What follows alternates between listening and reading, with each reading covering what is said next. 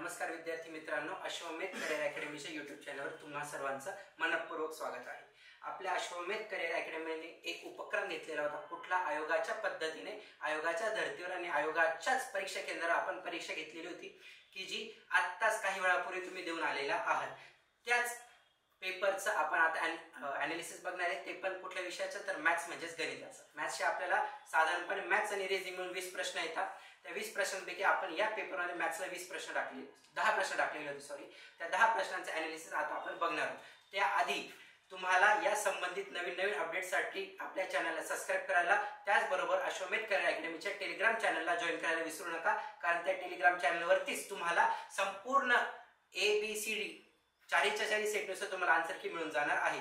तर आजच्या आपण पेपरचं सोल्युशन सुरू करणार। आपला पहिला प्रश्न येतो, एका परीक्षा केंद्रात 120 विद्यार्थी मराठीची परीक्षा देतात, 72 विद्यार्थी इंग्रजीची परीक्षा देतात आणि 48 विद्यार्थी संस्कृत विषयाची परीक्षा देत आहेत।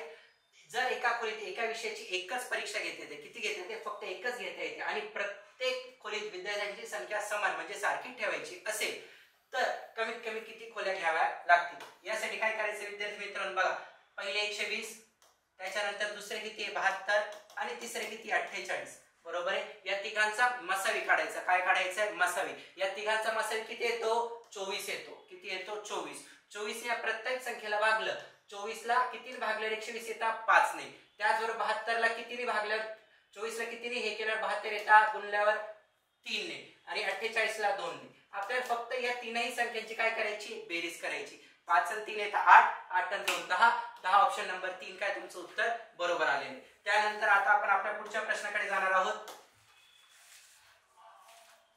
पुढचा प्रश्न बघा काय सांगतो, 5 संख्यांची सरासरी। 5 संख्यांची सरासरी किती दिलेली? 30 दिलेली। जर त्यांच्यातील चार संख्या सांगितलेल्या आपल्याला किती सांगितलेलं आहे? 36, 31, 30, 24 असतील तर त्यांच्यातील 4 मोठ्या संख्यांची सरासरी किती? त्यासाठी आपल्याला पहिले चौथी संख्या शोधणे। ती चौथी संख्या शोधण्यासाठी सरासरी किती दिलेली आपल्याला? 30 आणि प्रश्नात पण 30 आहे बघा। मग काय करायचं? इथे 30 लिहून घ्यायचं। मोठी संख्या किती आपली? 36, छोटी संख्या किती आहे? 24। बॅलन्स केल्यावर बरोबर 30 येते बघा। का? 24 मध्ये 6 मिळवले 30 आले, 36 मधून 6 कमी केले 30 आले। आपला बॅलन्स झाला, सरासरी सेंटरला आली। त्यानंतर दुसरा नंबर येतो 31। किती येतो? 31। मग आता 31 30 पेक्षा किती जास्त आहे? 1 ने जास्त।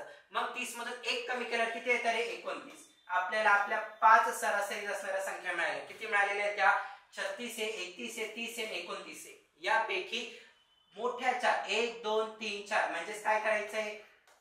36, 31, 30 आणि 29 या सगळ्या संख्यांची काय करायची? आपल्याला बेरीज करायची।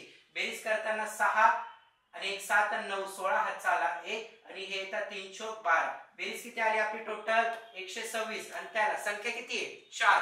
4 संख्येने फक्त भागाकार करायचे। 4 1 4, 4 3 12, उरले किती तुमचे? काहीच नाही उरलं, डायरेक्ट 6 येतात म्हणून पुढे घेतलं 4 1 4, बाकी किती उरली? 2। 2 ला भाग जात नाही, दिला पॉईंट घेतला 0 आले 20, 4 पंचे 20, 31.5। किती नंबरचा ऑप्शन आहे? 2 नंबरचा ऑप्शन। तुमचं 2 नंबरचं ऑप्शन काय आलेलं आहे? उत्तर आलेलं आहे। यानंतर आता पुढचा प्रश्न क्रमांक किती घ्यायचा आपल्याला? 3 घ्यायचा आहे। वर्षा एक काम किती दिवसात पूर्ण करते? 8 दिवसात। स्वातीला तेच काम पूर्ण करायला किती दिवस लागताय? 24 दिवस लागताय। जर त्या दोघांनी एकत्रपणे, काय बोललो मी? जर त्या दोघांनी एकत्रपणे काम केलं तर किती वेळ लागणार आहे ते संपूर्ण काम संपायला? यासाठी काय करायचं? एका ठिकाणी 8 घेतले, दुसरं 24, यांचा लसावी घ्यायचा। काय घ्यायचंय? लसावी। यांचा लसावी किती येतो? 24। 8 ला किती गुणल्यावर 24 येतात? 3 ने। 24 1 24, या दोघांची काय करायची? फक्त आपल्याला बेरीज करायची। 3 ने किती होता रे? 4। या 24 ला फक्त या 4 ने भागायचं। 4 ने 24 ला भागलं, उत्तर किती येतं आपलं? 6। ऑप्शन नंबर 4 6.0 तुमचं काय आलेलं आहे? उत्तर आलेलं आहे। हा झाला आपला कितवा प्रश्न झालेला आहे? तिसरा प्रश्न। यानंतर आता आपल्याला काय करायचंय? चौथ्या प्रश्नाकडे जायचंय। चौथा प्रश्न काय सांगतो बघा, अविशने व्याजाच्या दराइतक्या, काय सांगितलेलं आहे? अविशने व्याजाच्या दराइतक्या वर्षांसाठी सरळ व्याजाने किती रक्कम घेतलेली आहे? बघा 1600 रुपये। किती रक्कम घेतलेली? 1600। इथे 1600 घेतली गुणिले व्याजाचा दर आणि वर्ष सारखे, बरोबर आहे ना? आपला फॉर्म्युला काय सांगतो आपल्याला? P × R × T / 100। हे केल्यावर आपल्याला काय मिळतं? सरळ व्याज मिळतं, बरोबर आहे। त्याच्यापैकी P येऊन गेलेले आहे, R आणि T सेम आहे, ते दोन्ही मी x मानतो म्हणून इथे काय आलं? x गुणिले x भागिले काय केलं? 100। हे केल्यानंतर मला सरळ व्याज मिळणार किती सरळ व्याज माझं 784, म्हणून मग इथे मी लिहिले 784. आता बघितलं तर 0 0 0 0 काय झाले माझे कॅन्सल झाले. 16 गुणिले इकडे आल्यावर काय होणार आहे भागिले होणार आहे. किती होणार आहे भागिले, आणि x आणि x काय तर x चा वर्ग येतो. किती आला x चा वर्ग आला. 16 ने भागलं 16 1 16 16 चौक 64 उरता किती आपले 14 बरोबर आहे ना. माझा 16 ला कितीने भागल्यावर 14 येतात रे 9 ने. 16 9 44 असे. याचा अर्थ x वर्ग बरोबर किती आले 49. या दोघां संख्यांचं वर्गमूळ घेतल्यानंतर x बरोबर किती उत्तर येतं आपलं 7 येतं. ऑप्शन नंबर किती आपला 2. ऑप्शन नंबर 2 बरोबर उत्तर किती आलेलं आपलं 7 आलेलं आहे. बघा विद्यार्थी मित्रांनो पुढचा प्रश्न पाचवा प्रश्न काय बघा. कॉफीसाठी बनवलेल्या दूध व पाण्याच्या मिश्रणामध्ये, म्हणून मग इथे मी m लिहिलं आणि इथे लिहिलं w. गुणोत्तर काय दिलेले आपल्याला 5:1. काय दिलेले गुणोत्तर 5:1 दिलेला आहे. यामध्ये गुणोत्तर घेताना आपण x मानतो 5x आणि 1 ने कोणत्याही संख्येला गुणलं किंवा शब्दाला गुणलं तेच येतं म्हणून इथे x आलं. पुढे काय दिले यात 5 लिटर पाणी घातले म्हणून इथे काय केलं +5 केलं. किती केलं +5. आता हे झाल्यानंतर माझं नवीन गुणोत्तर किती आलेलं आहे 5x/x + 5 बरोबर त्यांनी सांगितलेलं आहे. मिक्स केल्यानंतर गुणोत्तर किती झालं माझं 5:2. आता काय करायचं तिरकस गुणाकार. 5x ला 2 ने गुणलं किती आले 10x बरोबर. इथे गुणलं 5x + 5 = 25. 5x प्लस इकडे आल्यावर मायनस, याचा अर्थ 10 मधून 5 गेले उरता किती तुमचे 5x बरोबर 25. म्हणजेच x बरोबर किती आले 5. किती आले 5. आता विचारलेलं काय आपल्याला तर मिश्रणातील दुधाची राशी निवडा. आपला m किती इथे 5x आलेला आहे बरोबर आहे ना. मग काय करायचं 5 गुणिले 1 ची किंमत किती 5 5 5 25. उत्तर किती आहे 25 लिटर. ऑप्शन नंबर 1 आलेला आहे तुमचा बरोबर आलेला आहे. यानंतर पुढचा प्रश्न. आता पुढचा प्रश्न काय सांगतो दोन संख्यांची बेरीज 60 आहे त्यांच्यातील फरक किती दिलेला आहे आपल्याला 22 दिलेला आहे. तर मोठी संख्या शोधा. बघा लक्षात घ्या मोठी संख्या काढण्यासाठी काय करायचं 60 + 22 भागिले काय करायचं 2 करायचं. काय करायचं 2. छोटी संख्या काढण्यासाठी मायनस करायचं, मोठी संख्या काढण्यासाठी प्लस करायचं. 60 आणि 22 येतात 82 भागिले 2 2 आणि भागिले 2 चोक 8 2 1 2 म्हणजे उत्तर किती आलं आपलं 41. 41 म्हणजे ऑप्शन नंबर 4. लक्षात ठेवा मोठी संख्येसाठी प्लस केलं, छोटी संख्या असते तर काय केलं असतं मायनस केलं असतं आपण. यानंतर आता पुढचा प्रश्न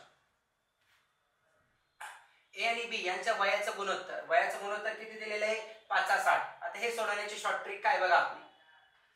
बेरीज किती दिलेली 72 त्याला भागिले सरळ 5 आणि 3 या दोघांची बेरीज घ्यायची. 5 आणि 3 किती येते 8. 8 ने 72 ला भागलं उत्तर किती आलं 9 आलेलं. किती आलेलं 9. विचारलं कोणाला आपल्याला बी चे वय किती. बी चं दुसरं गुणोत्तर किती सांगितलेलं आहे 3. या 9 ला सरळ 3 ने गुणलं 9 3 किती आहे राजांनो 27. याचा अर्थ उत्तर किती आलेलं आपलं ऑप्शन नंबर 3 27 नंबरचं बरोबर आलेलं आहे. आता पुढचा प्रश्न 7वा झालेला आपल्याला. आता आपण 8व्या प्रश्नाकडे जाणार आहोत. जेव्हा रुपेश त्याच्या नेहमीच्या गतीच्या 5/7 गतीने चालतो. किती गतीने चालतो 5/7 तेव्हा तो शाळेत 6 मिनिटं उशिरा पोहोचतो. किती मिनिटं उशिरा पोहोचतो 6 मिनिटं. आता ही सोडवण्याची शॉर्ट ट्रिक काय आहे बघा 5/7 आहे ना या दोघांमधला फरक घ्यायचा. फरक किती आला 2. तो नेहमी छेदात घ्यायचा. कशामध्ये घ्यायचा छेदात. अंशात काय करायचं वरची संख्या घ्यायची किती आहे 5. किती मिनिटे उशिरा पोहोचतो उशिरा लवकर जे काय असेल ते गुणाकारात घ्यायचं गुणिले आलं. 2 1 2 2 3 6 3 5 किती आले 15. 15 मिनिटं तुमचं उत्तर आलेलं. किती आलेले 15 मिनिटं. ऑप्शन नंबर 1 आलेला आहे तुमचा बरोबर आलेला. याच्यानंतर पुढचा प्रश्न कोणता आहे तो 9वा प्रश्न.